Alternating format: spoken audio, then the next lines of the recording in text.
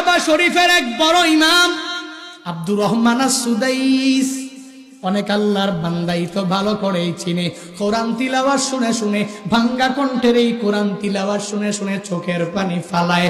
শুধু তাই না, আল্লাহর এই বান্দা 37 বছর পর্যন্ত কাবার বড় ইমাম, মক্কার বড় ইমাম, মদিনারও অনেক বড় ইমাম। সৌদি আরবে যেই পরিমাণ দাম, যেই পরিমাণ সম্মান, কাবার ইমাম যার তিলাওয়াত শুনে শুনে ওই মুক্তাদিরাও কান্না করে, ইমামেরাও কান্না করে। নিজের চোখে দেখে আসলাম গত রমজানের মধ্যে এক আল্লাহর বান্দা ইন্দোনেশিয়ার এক বৃদ্ধ ওই হুজুরের কোরআন তিলাওয়াত শুনে নামাজের মধ্যে দাঁড়াইয়া দাঁড়াইয়া চোখের পানি ফালায়, এক পর্যায়ে কান্না করে করে করে জমিনের মধ্যে পড়ে যায়। তবুও নিয়তটা ছাড়ে না, আবার দাঁড়ায়া যায়, আবার কোরআন তিলাওয়াত শুনে আর হাউমাউ করে চোখের